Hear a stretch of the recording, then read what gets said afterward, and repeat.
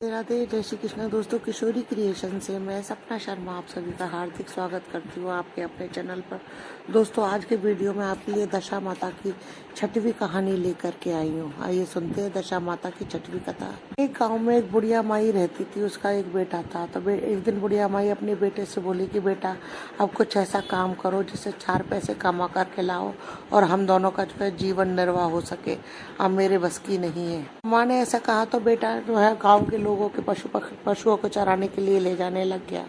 अब बेटा एक दिन पशुओं को चराने के लिए नदी पर लेके गया तो उसने वहां पर देखा कि गांव की औरतें जो है दशा माता का डोरा ले रही हैं।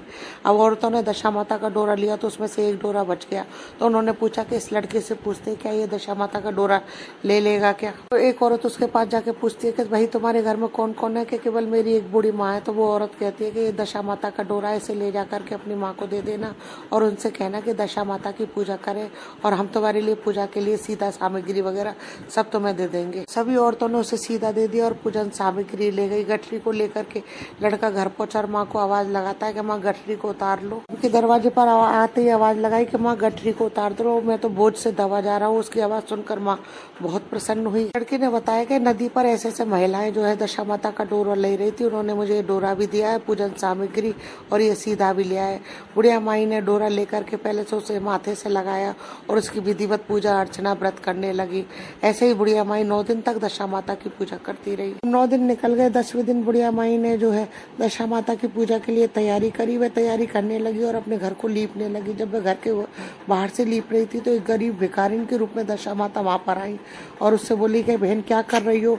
तो बुढ़िया डोकरी बोली कि मेरे घर में आज दशा माता की पूजा है तो इसलिए आज मैं सबसे पहले घर को लीप रही हूँ।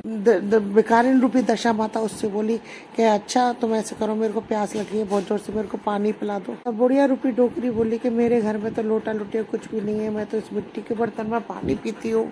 उनको पानी में किस में भर कर दूं, एक कटोरी ही मेरे घर में, वो भी पता नहीं जाने इस वक्त कहाँ पड़ी होगी। बुढ़िया डोकरी बोली अभी तुम रुको, मैं हाथ धो करके तुम्हारे लिए पानी लेकर के आती हूँ कटोरी में। तो बुढ़िया यह कह करके अंदर चली गई।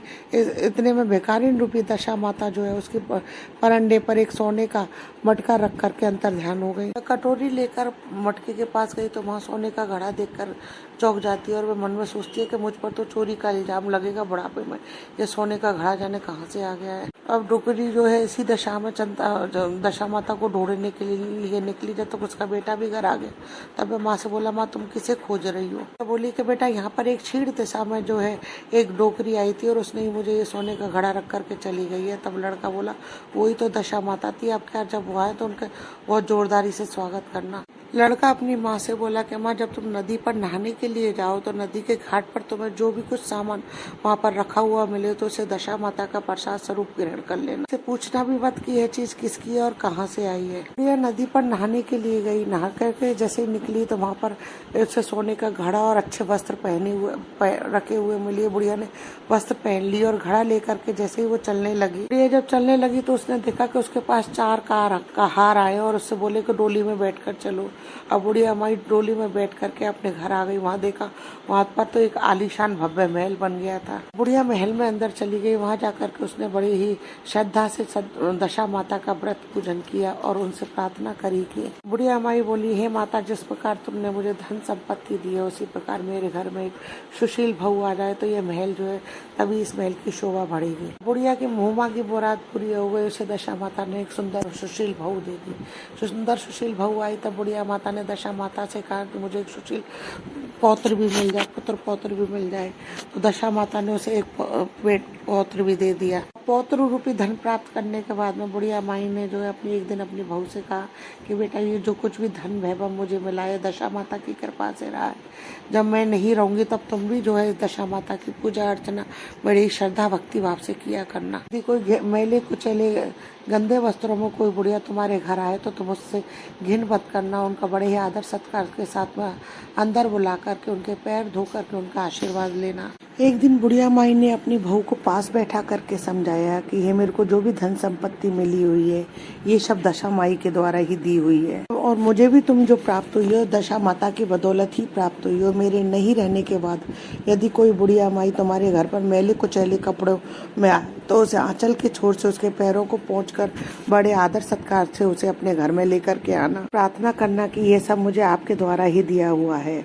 और जब भी दशा माता की पूजा अर्चना करना, बड़े ही श्रद्धा भाव से उनकी पूजा अर्चना करना और उनसे कहना कि सब कुछ आपके द्वारा प्राप्त हुआ है। कभी भी तुम्हारे ऊपर संकट के बादल आए तो सुहागिनों को नौत करके उनको जमाना, तो दशा माता की कृपा से तुम्हारे दुख के दिन जो है सुख में बदल जाएंगे। कुछ दिनों के बाद में जो है बुढ़िया माई का स्वर्गवास हो गया। अब दशा माता ने सोचा कि चल करके बुढ़िया माई के घर देखना चाहिए कि उसकी बुढ़िया माई की बहू जो है सास के वचनों का पालन करती है या नहीं। एक दिन दशा माता जो है बहुत ही मैले कुचैले कपड़े पहनकर एक डोकरी का रूप रखकर उस बुढ़िया माई के घर गई। बहू के पास गई तो बहू जो है एकदम से देख करके उनको खड़ी हो गई, उनके पैर छुए और अपने बालक को भी जो है बड़ी श्रद्धा के साथ उनकी गोदी में डाल दिया। उनका ऐसा आचरण देखकर दशा माता बहुत खुश हुई और उससे को आशीर्वाद दिया कि बेटा तेरी धर्म बुद्धि है, सदा तेरे घर में सुख बरकत धन संपदा बनी रहेगी, तेरे घर के भंडार हमेशा भरे रहेंगे, भगवान तेरा सदैव कल्याण करेंगे और तू जो भी इच्छा करेगी, तू जो भी चाहेगी वो तुझे अवश्य ही मिलेगा। हे दशा माता, जैसी कृपा आपने बुढ़िया ब्राह्मणी पर करी ऐसी ही कृपा हम सब पर करना। कहानी कहने वाले, सुनने वाले, उकारा बनने वाले सबके मनोरथ पूर्ण करना। बोलो दशा माता की जय। दोस्तों यदि आपको मेरा ये वीडियो पसंद आए तो प्लीज़ मेरे वीडियो को ज़्यादा से ज़्यादा लाइक और शेयर कीजिए। यदि आपने अभी तक मेरे चैनल को सब्सक्राइब नहीं किया है तो उसे सब्सक्राइब करना ना भूलें।